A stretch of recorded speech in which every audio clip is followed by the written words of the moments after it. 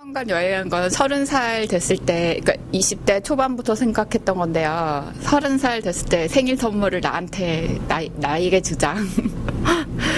그래서 처음에는 한 1년, 2년 생각했는데 계속 그게 늘어나서 네, 3년까지 가게 된 거예요. 네. 제일 좋아했던 곳이 갈라파고스인데 거기는 이제 그 푸에르토아유로 갈라파고스 그 섬의 그 주 섬이거든요. 근데 거기는 일상이 그냥 야생동물이랑 그냥 같이 생활하는 거예요. 그러니까 동네 그 개울가에 가서 수영을 하더라도 물개랑 같이 수영을 하고, 그리고 동네 생선 가게에 가도 막 3m, 날개가 한 3m 되는 브라운 펠리칸 옆에서 지켜보고 있고, 그리고 뭐 이렇게 비치 같은 데 이렇게 가도 마린 이구아나 같은 애들이 햇볕 쬐고 있고, 그런 일상의 야생동물이랑 같이 이제 사람이랑 공존해서 살아가는 모습, 그런 거 보고서 아, 이게 정말 천국 같다. 그런 생각을 했던 경험이 있어요. 네. 일상에서 그러니까 사람은 되게 쉽게 볼 수 있잖아요. 네, 지구상에는 사람만 사는 게 아니라 다양한 동물이 살고 있는데, 그러니까 일상에서 보는 살아있는 생명체가 인간이 아닌 다른 생명체? 그러니까 좀 신기하고, 그러니까 흥미로운 생명체? 인간이 아닌 다른. 좀 떨리네요. 사실 저는 고양이를 키우는 사람은 아니고요. 13년 된 슈나우저 개 키우는 사람이거든요. 네, 여행 워낙 동물을 좋아해서 이제 그 기획자분이 이제 고양이 사진전 하는데 고양이 사진 좀 찾아봐라. 그래서 폴더 막 다 뒤져가지고 눈 빠지게 고양이 사진 찾아가지고 전시를 했는데, 강연까지 하러 가니까 이제 무슨 얘기를 할까 참 어젯밤에 고민 많이 했는데, 이 다크서클 내려온 거 보이시나요? 동물, 그러니까 30살 생일 때 이제 20대 초반부터 여행을 좀 해봐야 되겠다라는 생각을 했는데, 그러니까 세계 일주를 하면 왠지 굉장히 돈이 많이 들어서 아주 부자들만 할 수 있을 거라고 생각을 했는데, 나중에 이렇게 좀 알아보고 그러니까 다양한 방법이 있더라고요.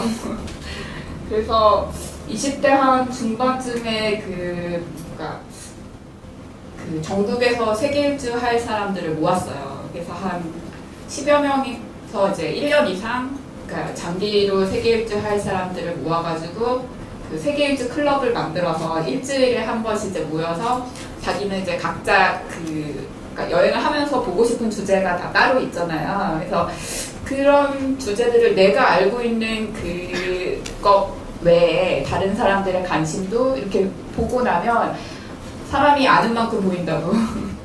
이렇게 돌아다니면서 이런 주제도 있으니까 이런 거를 알고 있으면 이렇게 더 많이 보게 되잖아요. 그래서 그 사람들이랑 이제 한 2년 가까이 이제 매주 토요일마다 모여가지고 세계 일주를 하면 나는 뭘 보겠다, 나는 뭘 보러 다니겠다, 이런 거를 했었어요. 근데 저 같은 경우에는 어렸을 때부터 동물을 굉장히 좋아했어요. 그래서 그러니까 여행 다니면서 이렇게 그 동물을 볼 수 있는 곳이면 일부러 막 찾아다녔거든요. 예를 들어서 그러니까 우리나라 사람들이 되게 신혼여행이나 뭐 그런 걸로 많이 가는 말레이시아의 코타키나발루, 거기를 많이 가시잖아요. 근데 사실 그 보르네오 섬 같은 경우에는 그러니까 그 사람들이 많이 하는 그런 코타키나발루의 그 뭐 이렇게 아름다운 해변, 비치 이런 것보다, 그러니까 동물 좋아하는 사람들한테는 거기가 이제 보르네오 섬 쪽에는 꾸칭이라고 고양이의 그런 그 도시가 있어요. 근데 그런 거나 아니면 이제 멸종 위기에 있는 오랑우탄 보호 지역이 있고, 그런 거를 보러 일부러 거기까지 가시는 분들도 계시거든요. 그러니까 저 같은 경우는 그러니까 여행의 테마가 주로 다 동물이라서 강연도 특별하게 막 이렇게 그냥 어떤 동물들을 보았고 뭐 그런 동물들이 어떤 게 있는지 그 사진들을 그냥 보여드릴게요. 이거는 이거는 태국에서 그러니까 이제 여행을 다니다 보면 이제 혼자 여행 다니니까요. 사람들이랑 사실 친해지기가 쉽지 않잖아요. 근데 보통 이제 강아지나 고양이 키우시는 분들은 되게 그 집 고양이나 강아지를 되게 막 좋아해주면 집에 또 초대받고요. 되게 좀 그러니까 전혀 사실 이분은 지금 태국 아줌마거든요. 근데 그 태국 아주머니인데 이 강아지를 진짜 좋아해요. 얘랑 똑같이 생긴 루블리라고 새끼 강아지도 한 마리 있거든요. 근데 집에 초대받아가지고 이제 그 집 강아지 새끼 난 지 얼마 안 된 애들 막 이렇게 보고.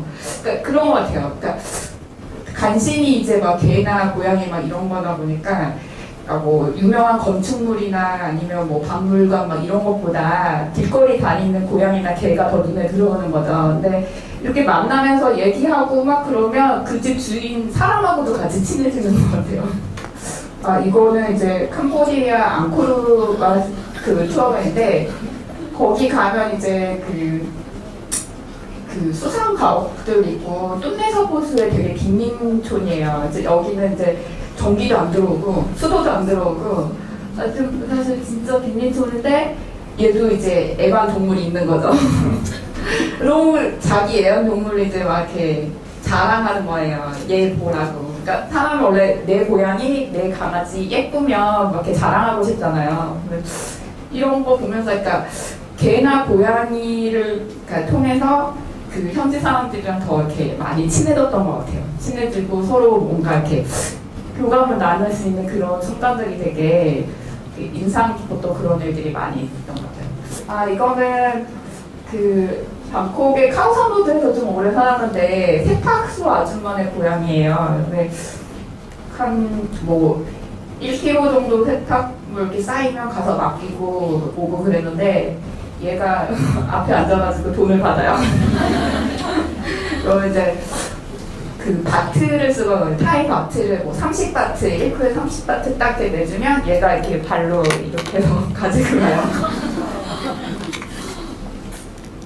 그리고 얘는 그 칠레 푼타아레나스에서 그러니까 이제 그 숙소에다가 짐 맡겨놓고 맨날 이제 아침 저녁 이제 출퇴근하면서 왔다 갔다 다니잖아요. 여행하는 중에. 근데 꼭 밖에서 제가 나올 때쯤 되면 이렇게 창문에서 이렇게 나와가지고 지켜봐요. 오늘 어디 가니? 하고 물어보는 표정으로. 그래서 처음에는 좀 짖다가 나중에는 보면 소리만 나도 와가지고 창문 빼곡히 이렇게 쳐다보고 오늘은 어디 가니? 아, 얘는 이제 이란에서 만난 고양인데요. 되게 뚱뚱하거든요.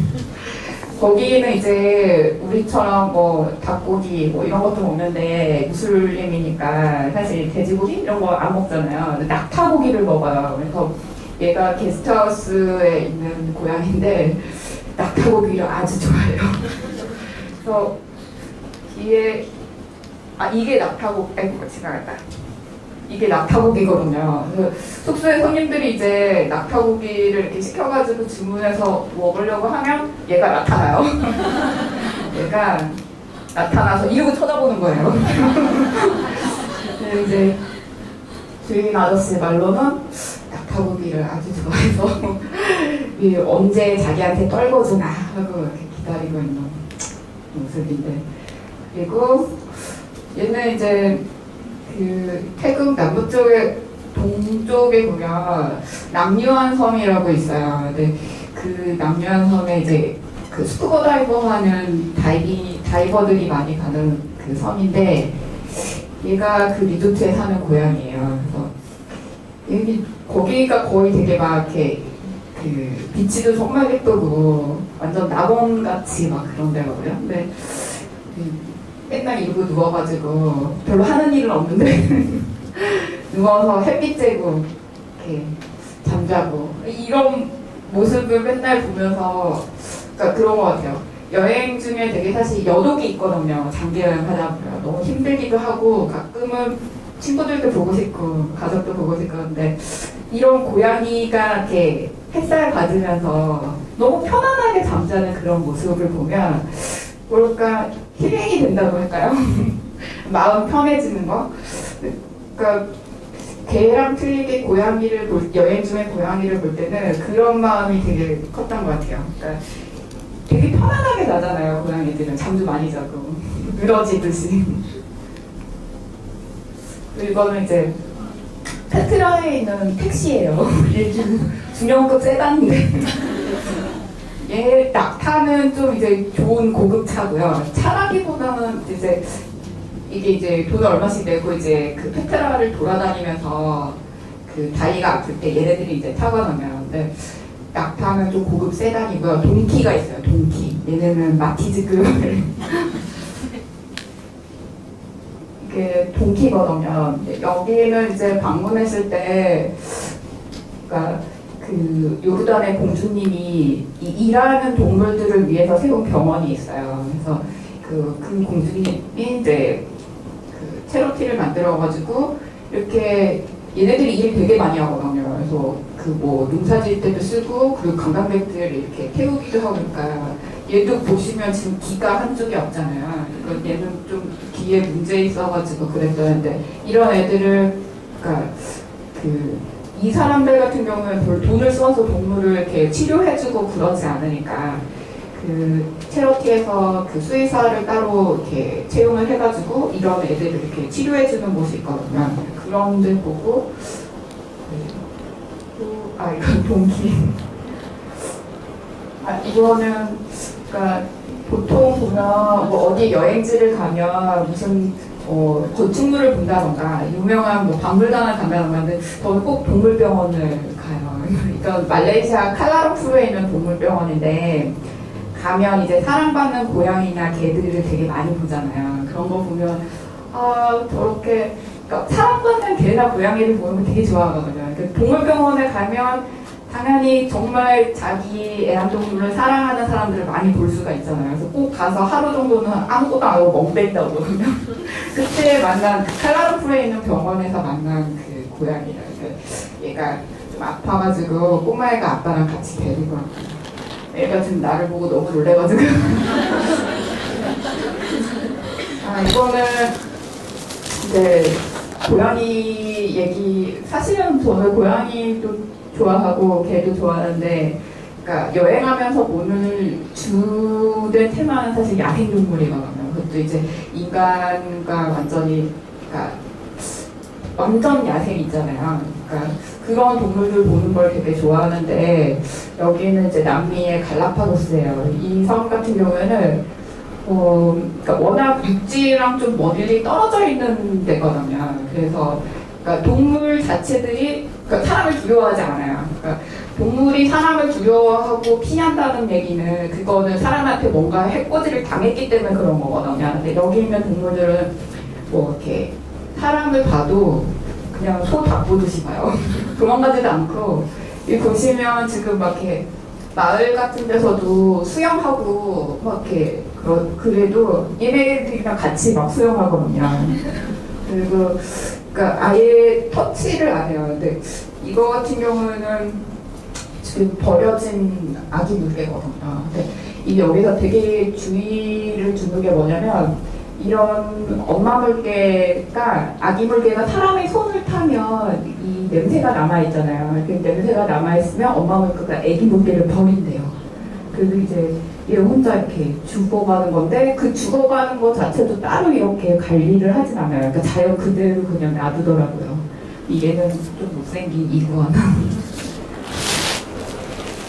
이거는 이제 군락지가 되게 크게 있어요. 이제 얘는 짝짓기 할 때 부위에 있는 이 빨간 풍선 같은 거를 진짜 한 전체 몸통 반만하게 이렇게 막 터트리거든요. 근데 이런 모습을 그냥 그냥 바로 앞에서 막 볼 수 있는 것이거든요.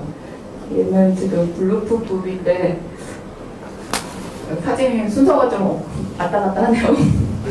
여기는 지금 막달레나 섬이라고 펭귄 군락지예요. 섬 전체가 아예 그냥 펭귄들만 사는 섬이거든요.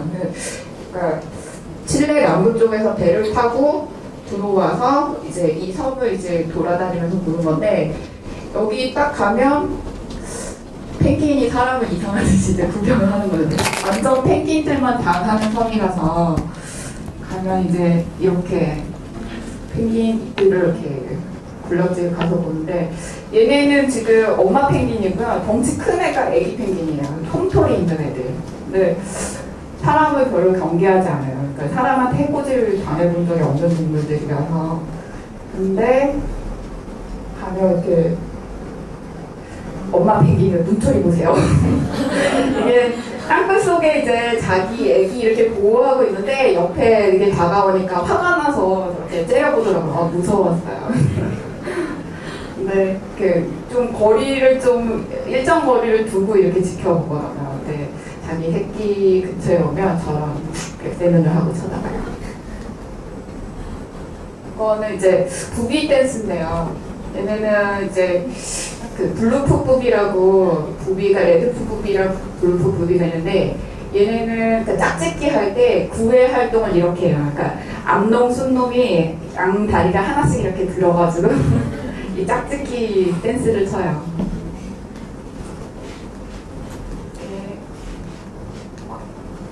여기는 이제 그러니까 되게 제가 제일 좋아하는 곳 중에 하나가 이제 갈라파고스인데, 일상이 야생동물이랑, 그러니까 사람들의 일상이랑 야생동물의 일상이랑 공존이 되는 거죠. 그 마을에 있는 벤치에 물개 이렇게 자고 있고 꼬맹이들이 막 이렇게 그 마을 앞에 이렇게, 보통 시골 가면 냇물 같은데 애들 막 빨가벗고 수영하잖아요. 수영하고 있으면 물개들이 같이 와서 수영하고 막 그러거든요. 그러니까 야생동물과 인간이 공존하면서 살 수 있는 공간? 그런 공간을 보는 게 되게 뭔가 아직도 이런 것이 남아있구나, 이런 거 보는 거 너무 좋은 것 같아요. 벤치에서 자고 있고 사람이 앉아야 되는데. 여기는 블루푸푸기, 아까 거기는 부비 군락지고요. 여기 얘는 포머런트라는 새예요. 이게 좀 특이해서 제가 그냥 가져왔는데, 얘는 그러니까 지구상의 다른 나라에도 되게 많이 사는 새인데 천적이 없어요. 여기는요. 얘를 그러니까 잡아먹거나 괴롭히는 천적이 없어서 아예 나는 법을 이렇게, 그러니까 날개가 태어나서 펭귄처럼 날지를 못해요, 새인데. 그러니까 어떻게 보면 뭐랄까 되게 다양한 생각을 많이 하게 되는데, 천적이 없으니까 아예 날개 보시면 알겠지만 되게 날개가 축소됐거든요. 그래서 날개 없는 포머란트를 볼 수 있는 이유, 그러니까 날지 못하는 포머란트를 볼 수 있는 곳이라서. 이거는 좀 못생겼죠. 얘네가 지나가면 침을 뱉어요. 되게 뱉어요. 근데 이제 얘네도 이제 되게 보호구역, 그러니까 보호해줄 그런 종이라서 알을 진짜 많이 낳거든요. 그러니까 그 비치 같은 데다가 알을 되게 많이 넣는데 자기 알을 잘 숨겨놔요. 그래서 알을 밟지 않도록 이렇게 조심해야 돼요. 근데 다가가면 침을 뱉어요. 이게 이제 그 이구아나 군락지인데 때로 모여 있어요. 이거는 이게 이제 세상에서 제일 큰 도마뱀, 코모도 도마뱀이에요. 그러니까 인도네시아의 그 라부안바도에서 배 타고 들어가면 코모도 섬이라고 있는데, 이게 얘네들이 크기는 진짜 이 사진 크기만 해요. 진짜 세상에서 제일 큰 도마뱀인데, 그러니까 얘네가 자기 몸짓의 몇 배 되는 버팔로 같은 애들도 그냥 먹거든요. 그러니까 어떻게 먹냐면 뭐 이빨로 이렇게 물어 뜯어 죽이는 게 아니라 침에 독이 있어요. 침이 나빠. 그 침을 좀 묻히면 그 독 때문에 버팔로가 죽어요. 그러니까 이빨로 물어 뜯고 뭐 그렇지, 그런 게 아니라, 물론 물기야 하겠죠. 근데 그 속에서 이제 침의 독을 그 버팔로한테 주입을 하고, 그 버팔로가 독에 완전히 그 바이러스에 완전 감염될 때까지 옆에서 기다린대요. 그러다가 버팔로가 쓰러지면 가서 먹는다고 그러더라고요. 요새 펠리칸 짝짓기 하는 거예요. 얘네가 이렇게 날개 길이가 총 합치면 1.5m 한 3m 정도 되거든요. 이제 아까 그 브라운 펠리칸이 날개 펴고 나는 모습. 얘는 못생겼죠.